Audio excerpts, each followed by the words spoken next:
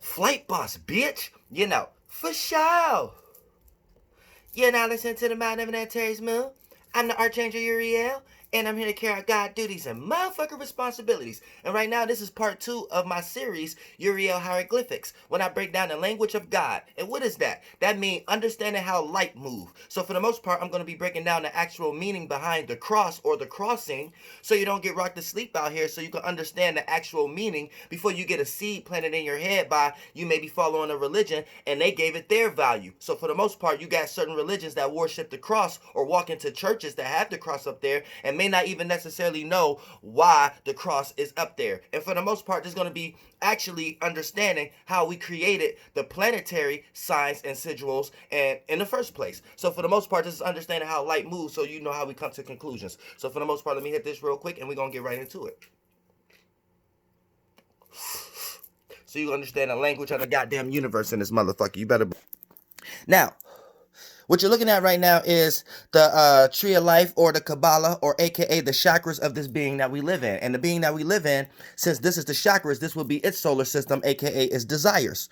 So for the most part, since we stay in a water snake, to understand how this snake moves, we have to understand the desires. So this comes to the first form of astrology, or a form of astrology. When I put that A there, let me just put that out, point that out, right? So it's a form, a system, a program, a way of looking at the planets. But for the most part, this is a good way because this is going to help you understand the concept of how we create planetary signs and sigils, to understand the distance between these planets when we start to utilize our mental mathematics. So you could be able to understand where the planet's at outside just doing a daily 360 without having to utilize the motherfucking internet and things of that nature. So you don't get lost, and you don't get lost into astrology or astronomy. You understand just where we at in general, and understand everything has a progression and has a home or a descendant area where it goes based upon rotation, not descendant, and ascendant, because we're going to get into rotation. So right now you're looking at the goddamn the Kabbalah, right? So this is a form of astrology. So right here you can say this is Tiamat. So this is Earth. So this is where we're at. So for the most part, when you're looking up here, this will be Pluto, aka chaos, Uranus, aka the equalizer, the all-seeing eye, which pass things down, through Mars, aka it has to utilize chaos, it has to utilize war.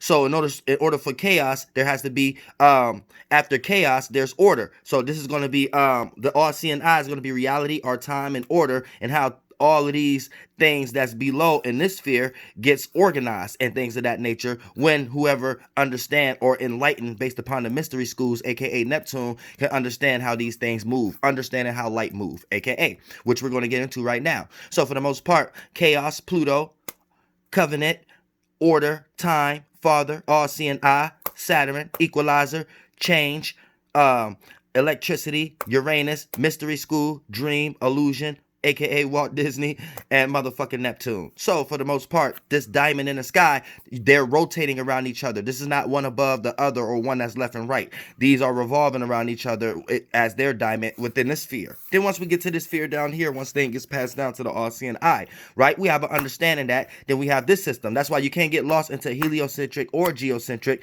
because you have to understand the space that we are in. We create a house. But for the most part, we understand our 360 in this pie. But before we get there, now, like I said, once we get here, we understand that these rotate amongst its masculine and feminine energies that display as far as the light rays. When these rotate, and then these gets filtered down through the moon, and then we react and respond to those energies that when it gets filtered through the moon, and based upon a reflection, this let us know this is us, Tiamat and the moon, which we're one of the same. This is the body of water, our chakra, our star right here. You see what I'm saying? So this is our point of reference, our chakra, you know what I'm saying? Our body of water. And based upon a reflection of the influence that we receive up here, we're able to see the shades or the phases of the moon based upon our reflection when we're spinning left looking at these, right? So for the most part, you understand that this is something that we're going in like a wave. That's why I say Earth is not flat or a globe, it's a wave. And due to this wave, this frequency vibration wave, we are experiencing these influences in different times, aka different rotations patterns, different vortexes. You see what I'm saying? So here's where we get that 8, that infinity, aka our time. So for the most part, reason why I want to break this down, because this is giving you to understand how we start to trap spirits, or how we start to utilize, aka spirits come through light to be born in that realm of reality. So whatever these lights is something that teamwork makes the dream work. We creating these desires based upon what we are agreeing to, and we're making a pact, aka hermeneutics or hermeneutics, or you know what I'm saying, the golden dawn, or however the fuck you want to think about it, when we start to outline the degrees, or Mount Hermit or Mount Sinai or whatever mountain that we create from the top to bring things down as an order within this triangle. See what I'm saying? So when you see that, that's us taking order or ruling the concept from the moon, how we react, and based upon how we react to respond, we understand that's controlling the movement. We can rule the movement of the head based upon the desires. You see what I'm saying? So once you want to look at this like, oh, that's Masonic. No, that's just a triangle, but you can see four corners of the triangle because you understand it's 3D, not flat, 3D. See what I'm saying? So it's going around, and that's us outlining left brain rise, longitude, us understanding that it's going around based upon us just boxing it out. And that on paper, it looked like it's a box or a square, but that's how we're starting to bring things into reality. So keep that in mind also. Right? But it's just understanding triangles and how to get a point of reference so we can direct ourselves and ride a body of light into a higher realm of consciousness, which is what these lights are. So for the most part, understanding like how these things work, you understand that us being here, we're gonna make it seem like that we're experiencing these things revolving around. They're rotating as much as we're rotating, and we're all ascending. So for the most part, now we're going to start to get into breaking down the cross and how it gets derived of the sign and the sigil. So for the most part, we're the Tiamat. We're the Tiamat Gaia, right? So we're going to draw a circle here. Boom. All right, so we're just going to draw a circle right there. So that's us. So we got a point of reference. So for the most part, what you want to do is, since we want to understand longitude and magnitude, we need to know that based upon references. Because look, this is, if you understand the Kabbalah, right, and then you understand how we experience daytime and our reflection, how this reflect off our moon, how this rotate, right, then for the most part, we know that our daytime, it blocks these stars from being seen. So for the most part, when we spin to the left, right, when we spin to the left, these things appear to go this way to us, right? So if we're understanding how to clock and we're creating a clock or a calendar, then we understand that daytime, this is going to appear where this is at, aka based upon us spinning to the left, this going to, if this is stationary where it's at, then based upon rotation, right, it's going to appear to be moving to the right if we're rotating to the left. So to us, we're going to face this, and this, but when we face this again, it's going to appear to be there, aka 6 o'clock, or what you call daytime, aka when we spin to the left, this appear to move to the right, and when we see it from this perspective, this. Damn, I pushed stop by accident. But like I said, right here, if we're Gaia Tiamat, right, that's us on Earth. So if we're moving to the left, and this is moving to the right, aka as far as their rotation, ours rotation is separate. We're going to the left. So for the most part, what us going to appear eventually when we go to the left, what's going to appear is this rotation to us from our perspective going to the right. And then once you look to the left, or what y'all want to call ascending, or on the east, or the eastern star, what is that? The sun. So for the most part, this becomes 6 o'clock a.m. So now that you understand that, understanding how you truly supposed to be looking at the planets, for the most part, this puts us in a circumstance that if we're on Tiamat, Gaia, Earth, I made a whole new name, Gaiamat, then for the most part, we know that we are in between this revolution or revolving type of energy. So understanding the way how light moves, here's the thing. For the most part, what you're going to do is make a circle. So this represents where we at. Tiamat, Gaia, Earth. And now this is going to get us into the understanding of what the cross actually means. So for the most part, understanding that 6 o'clock or 6 a.m., aka when the star that's close to us is blocking us visualization from all the other stars, we know that that's going to be on our east. So we're going to go ahead and draw a line. So for the most part, that become our point of reference for the first time, or daytime, or the star. So for the most part, that's why this represent a star also. And for the most part, if you want to go a little more mystical on people, you know, you can do that on the other side before go ahead of time and jump the gun if you're a little smart. And that'd be AM, and that's going to be PM. You know what I'm saying? Because, you know, around this, which, or the letter B, or that's something that the A go into. So for the most part, that line really going down. And then for the most part, drawing that curve is let you know light curving or thought curving. Indirect thought, which develop feeling or going into something as a container. So for the most part, it's going to represent 6 p.m. You know what I'm saying? Now, this is going to give you the understanding also of a point of reference, but you also had the 3 and the 6. So that's also going to be the idea or the issue. Then it has to be a problem that needs to be figured out, and then that's going to be a solution. And therefore, after that, there's an outcome or conclusion. But when it comes to the way y'all live y'all life a lot of times, or when it comes to religion and things of that nature, a lot of times y'all just have an idea or issue, and then y'all see the problem and then come up with a solution, but never understand the conclusion. So you're living with lack of wisdom. You're living not without 180 degrees, which is 1 + 8 is 9, which just with a 0 after it. Anything that's compound, it just have more space, so more awareness. So it's really more wisdom in a lower dimension. But for the most part, you have to be wise within down here, or whatever that you're going into or getting involved into. Because for the most part, when a lot of times you lack wisdom of 180 degrees, you're able to put yourself in someone else's shoes or see the outcome or the longevity of something. So and here's why: because y'all get lost into these type of programs and these magic squares that they got y'all lost in, especially the way y'all live y'all life in religion. So you'll have an idea or issue, right? Have the problem, and then have the solution, and then stop there, because the solution is back to supported by something that you wanted. Therefore, you don't be even diving your mentally into the conclusion or the outcome. And this is a lot of times where you can have a problem, get a solution, and then in the long run, solution end up becoming a responsibility or something that you wish you would have never got in the first place, because in the long run, you wasn't really paying attention. So a person who can understand knowledge of 180-degree angle, which is 9 degrees with 0 with more space on it, this is a person with foreknowledge. And they will call this foreknowledge and things of that nature, where you're able to have foreknowledge, aka see the outcome of a circumstance. So you're able to fill in a person's problem and solution for them, and aka point them into the right direction to let them know if their problem and solution is even something that they need to be diving into for the longevity run. That's another video though. But we getting back into the cross. So like I said, once you understand this, now you can do this on this side also, which is up and down. Now you're starting to understand longitude, latitude, and things of that nature. So keep that in mind also. And this is going to put you into a perspective where if you understand that we here, you know that you're trying to outline where these things is at, even if you can't see them at the moment, based upon this star is blinding us, being our perspective that's shining, blocking us from seeing these things, right?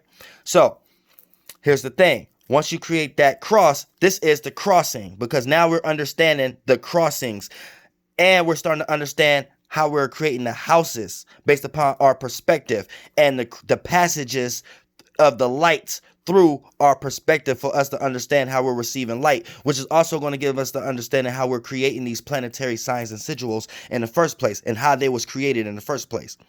So now what you want to start doing is start creating the parameter, outlining the parameter this is in, our overall space. You know what I'm saying? Now, before people get spooked out and start to be like, oh shit, that's Pokemon type shit, you know what I'm saying? A lot of people may need a little bit more detail to understand what we're actually doing right now.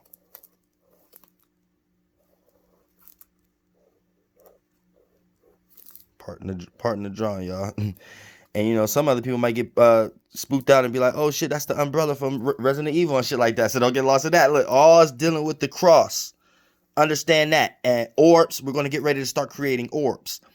So, for the most part, this puts us into the understanding that if we're Tiamat, Gaia, Earth, now we're trying to understand where we fit at in all of this right now based upon planetary transits and during the period of the day and the influence and where the sun and the moon is at, the pillars, that's going to let us know the influences that we're receiving. And we could create new signs and sigils, and we could also create the signs that always represent the planets that we can't see with the naked eye, but we know that it's actually there, which we're going to get into like Mercury, Venus, Mars, and, you know, Jupiter and things of that nature. So to give you the understanding that a lot of times these constellations and these planets is not for the symbols is not formulated from drawing it out in the sky. They're formulated from our understanding of how to understand true astrology. If you understand how to go outside and do your own 360, you will know this. Everybody's supposed to know this naturally. I don't understand how people get lost, but I understand people get programmed in religion and shit. So, for the most part, this gives you the understanding. So, what time is it right now? It's what, 12:44? Let me make sure. You 12:44? Now, for the most part, based upon it being 12:44, this puts us into a situation where, since we know that this rise and this is supposed to be 6 a.m., then we know wherever the sun is at is going to let us know what constellation that we see at 6 a.m. in the morning. So that's going to be, since what? The sun is going through the fourth house. So that means we have to change where the fourth house is at. What constellation got birthed out of the fourth house? Cancer. So for the most part, wherever Cancer is at, that'll be where we spot the sun if we was understanding this at. So for the most part, we know that the constellation of Cancer is what's going to be rising 6 a.m. in the morning. Then we know that's where the sun is going to be at. So then we have to move right here. So now, since you have knowledge of the 180, then you're going to know the descendant constellation, which is going to be Capricorn. So that's going to be 6 p.m. So if we know the sun traveled through a house every 2 hours, for the most part, that's a 30 degree. So every 2 hours, if it's 12 right now, we know that if Capricorn will be 6 p.m. to 8 p.m., Aquarius will be 8 p.m. to 10 p.m. Pisces will be 10 p.m. to 12 p.m. Now, for the most part, since the sun is going through the second decon right now, that means the first 10 days is getting ready to be resolved of us being in the fourth house or the Cancer, right? So that means it's going to move back. It's going to move back probably 40 minutes or 40 minutes. That's why minutes is important when we start to talk about degrees. Probably 40 minutes to an hour. So instead of it being in Aries ascendant, is going to be in Pisces right now at 12, where it usually, if we was just starting in Cancer, it would be rising in Aries. But for the most part, during this period of time, at 12:40, what time is it right now? 12:46. The Pisces constellation is going to be what's ascendant. So if Pisces is going to be right here, based upon the clock, right, then that lets us know we have to put it right here as far as ascending during the time that we are in right now. So we're going to put Pisces right here, the Pisces constellation, right? I hope I'm not losing nobody, but all right, so Pisces right there. So if that's Pisces, boom. Damn, I did it again. But I'm glad I did, because it gave me the time to do a fresher one real quick. Too many lines is going to mess up what I'm trying to do. So I'm glad I did that anyway. So for the most part, like I said, now, since Pisces is going to be right here, right? Pisces, as far as ascending, right? That's going to give us a point of reference of where things is at right now as far as in the goddamn sky. And you don't always have to do that. You can always start with the first house or Aries, whatever like that, because it's still going to give you the same model. You know what I'm saying? I just be real precise with my shit. But for the most part, boom. Once I give you the understanding, now you understand the houses. So we're going to make this Aries, Taurus, Gemini, Cancer, Leo, Virgo,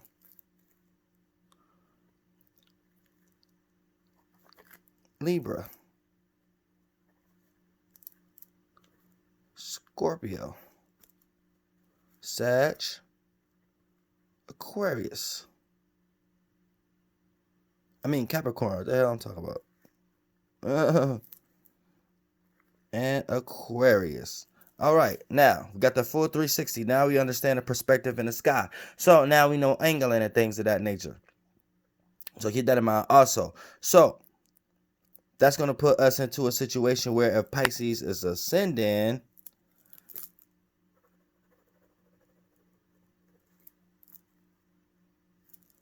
all right.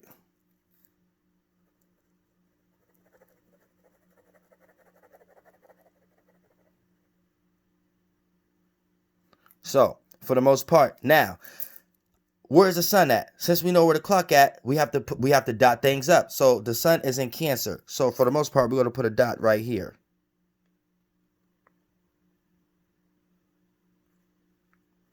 Where's the moon? Moon is in Scorpio, right? So for the most part, we're going to put a dot right here.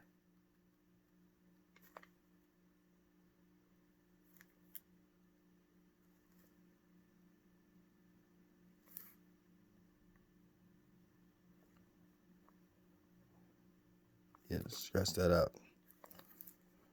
Right, because that'll be Libra. This would be Scorpio. So this is where it's at. So just don't count. Sagittarius, that's Cap, that's Aquarius. So boom. So now, that's the moon.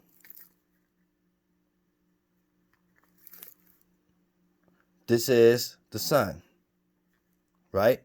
Alright, now we got motherfucking Venus. Venus is in Gemini. So we want to make sure we put the dot right here.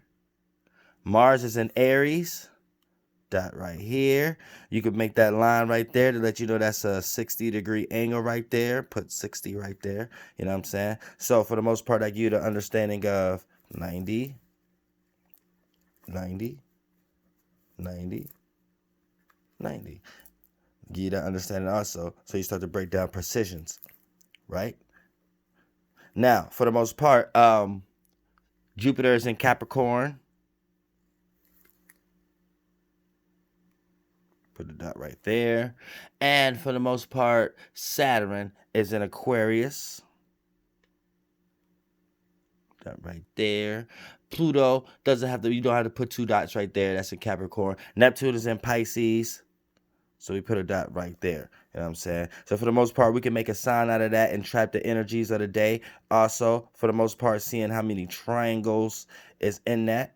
It's always going to be a lot in a lot of triangles, but this video ain't about that right now. But for the most part, like I said, once you do that, then now each dot, you know what you did with this dot? You made a circle around it. So each dot, what you want to do is make a circle around it. You got the sun dot.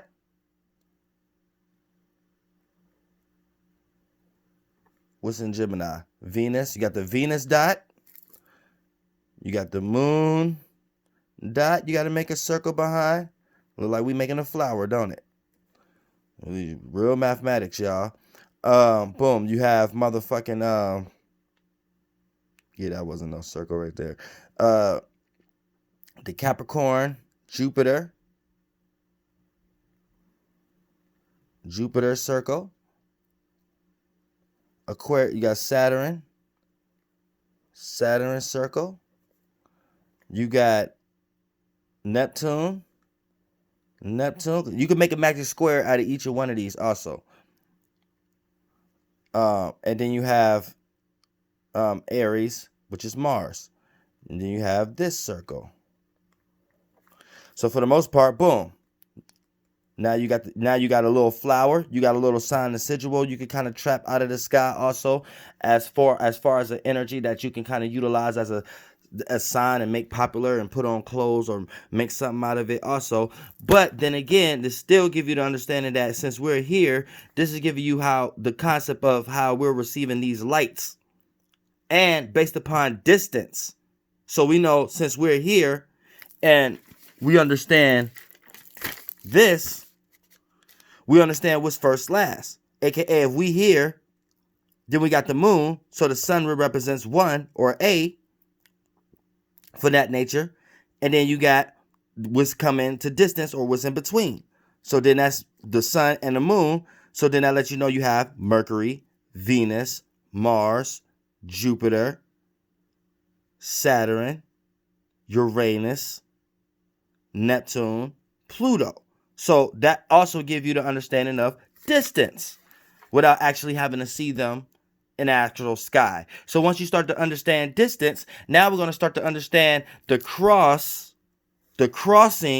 These are the crossings of the cross that we mathematically put out in the sky to understand our position of the heavens. So that's why we created houses, aka the dark energies of the feminine or the death that the lights go into and brighten up and create life in, when the light masculine go into the feminine, the dark. So for the most part, understanding how each of these spaces interact with each other, that's why we have different seasons, and each season help us understand the spiritual influences behind these passages also, these signs in the sky also, which brings us down where now we can create signs and symbols and sigils that we can always locate each of these informations. So we're gonna go ahead and go scratch. So like I said, if we're always starting off with the cross, right? then for the most part, based upon distancing, let's say if we want to always track, so all right, for the most part, we know that going to the circle, right? That's always going to represent the horizon.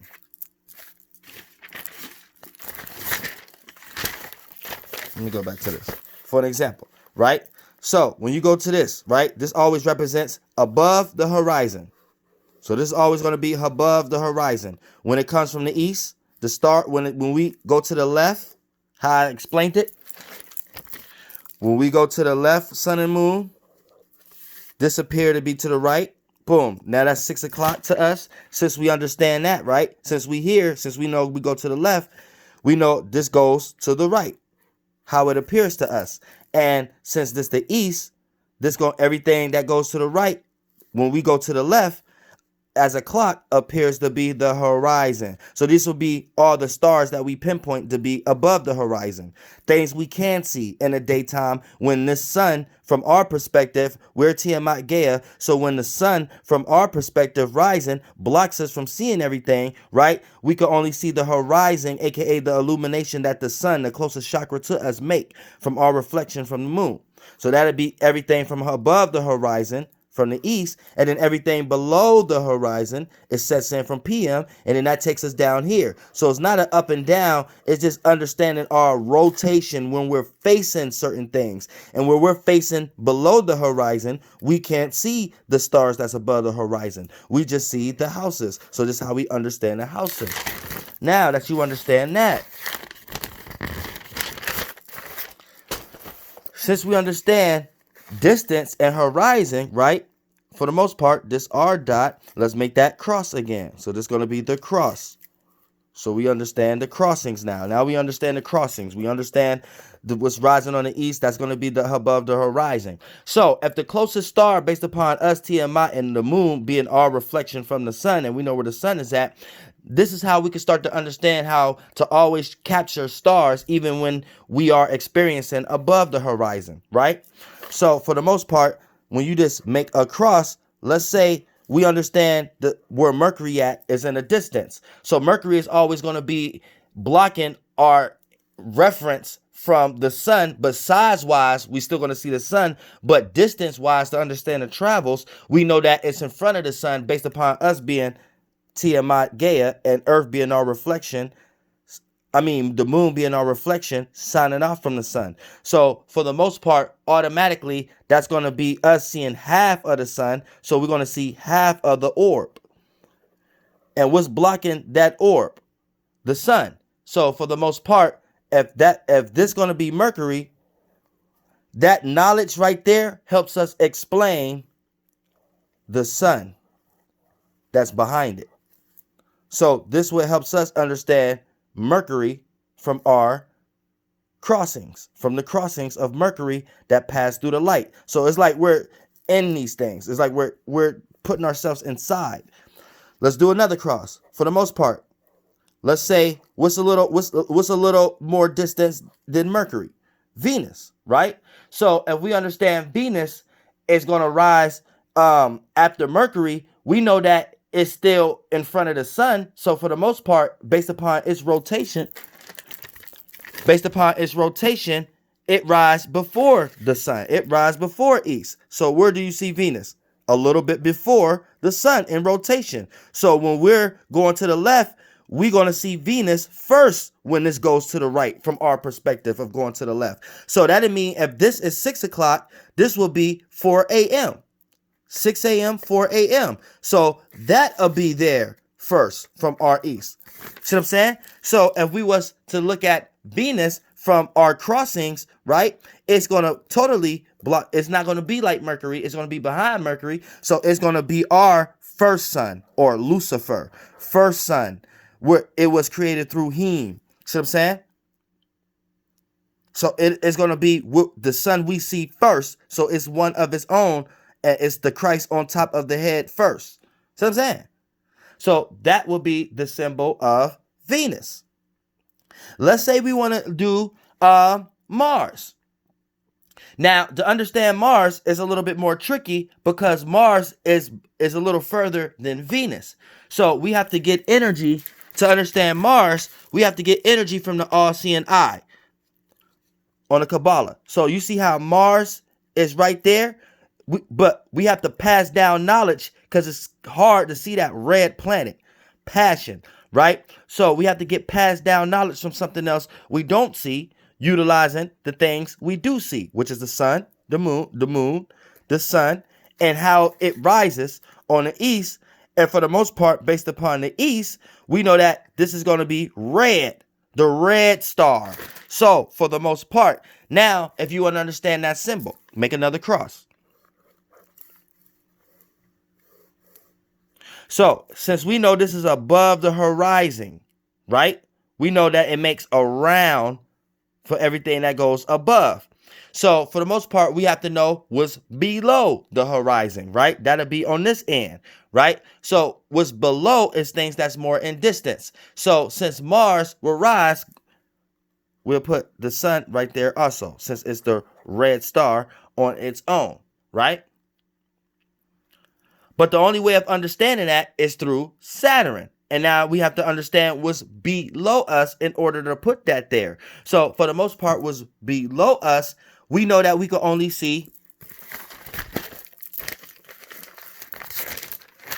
based upon distance. We know that we can only see Saturn. Where's Saturn? In motherfucking Aquarius. So that'll be below us right now because it's below the horizon. So for the most part, based upon what time it is right now, since it's 12, I think it's like 1 something right now, but the constellation should still be Pisces over there. So that means it's late. So since it's late, that means this is in reverse. So that'll be below the horizon, if you understand what I'm saying. You know what I'm saying? Because we're going through the other end of the spectrum. So for the most part, since we know as far as the distance, things that's below the horizon are what we can't see. It's things that we can't see. So if we're looking at Mars, we have to correlate to what we can't see as far as the orbs. The orbs, right? Now, since Saturn is behind the first orbs, right? See, I should have made a clear picture. It'll be like this, right? Anytime you make a circle like that, then you got a circle right here. Then you got a circle right here. Okay, that's what we just did based upon the dots, right? But here's the thing. These are orbs. 1, 2. You see what I'm saying? You see how we create orbs in between? So if this is further in distance, you could only see half of this orb. So if we're talking about the planets and we're here, the only way we can see this is through the filtering of how these light spectrums are played out. So once we draw that mental mind state, right, this gives us the concept that these only interacting because of something else that we could only half see. You see that little pillar right there? Right there? So that would be the explanation that we receive through these light rays to understand the totality of this. So that's how we correlate the understandings of the what's below the horizon. So below the horizon are things the orbs we only can halfway see. So that'll be Saturn, and this would be Jupiter, and this would be Saturn. So once we know below the horizon what's rising from a below nature, we know that could pinpoint Mars ascension.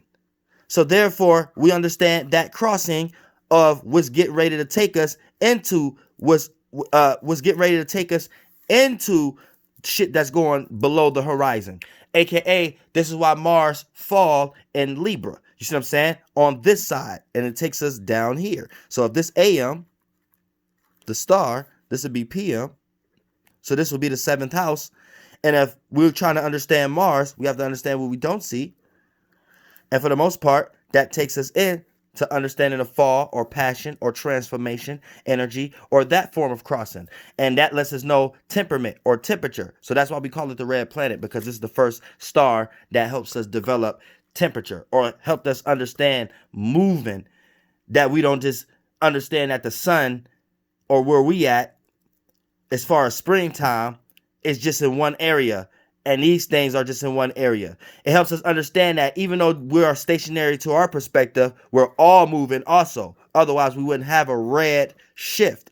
See what I'm saying? So that'd be the Mars symbol. And also look like a dick and some nuts. So for the most part, since you know this below the horizon, you would make a cross upside down now. This would be inverted. This is how you know the 10th house is the highest, how y'all see it, but when you look up, you're really looking down, how you try to understand it. So for the most part, like I said, below the horizon, right, you have the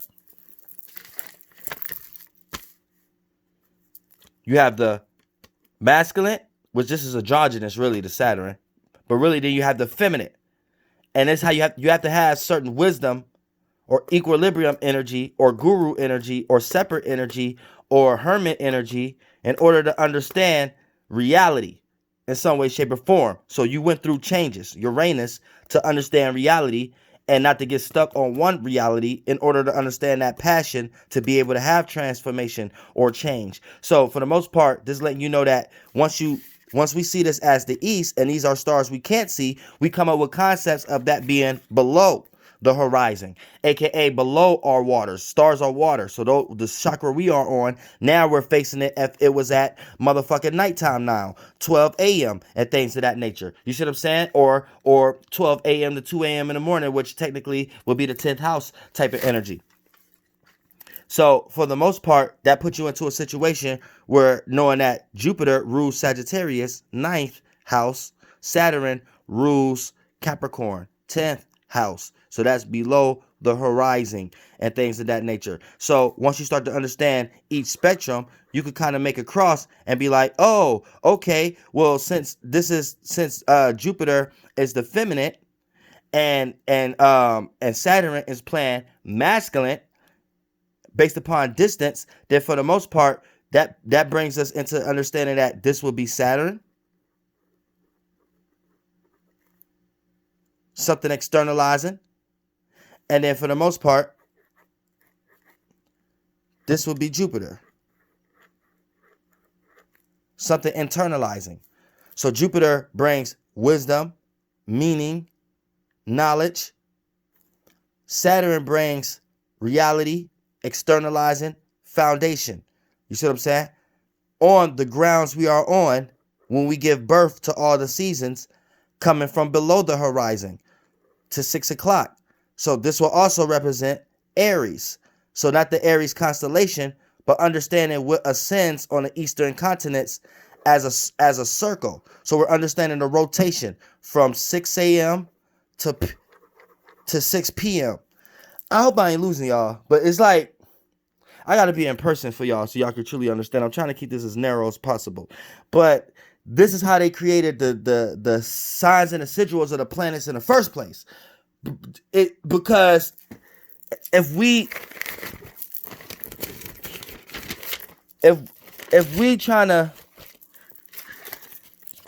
understand how the planets move and then we put ourselves in between these things because we really are, then that gives us the concept of if we right here, then of course we're understanding how light bends and move. So we can have a sense of direction with all this sense of indirection. So we have the indirection represents feeling. A thought form. A thought form is a light ray. And when it's not direct, it's indirect. So that's a light that bends, it's curved. And when you get a light that's curved, it's an indirect thought. So it turns into a feeling because now it's a container where direct thoughts could go into to expand something to make the bubble fill up.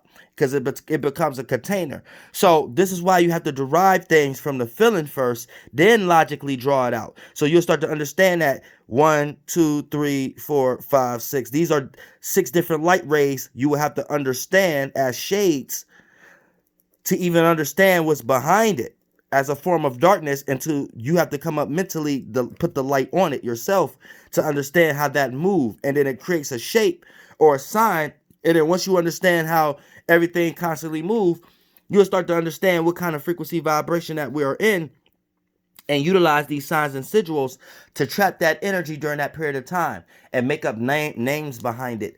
And when other spirits utilize their ideas and feelings to utilize with it, then for the most part, here's where the fulfilling the container comes into play. And now we start to live it within that realm of reality in some circumstance. But for the most part, this is the understanding of a cross and how to create planetary signs and sigils utilizing esoteric astrology. And this is Uriel Hieroglyphics. Flight boss, bitch, you know, for sure. Air.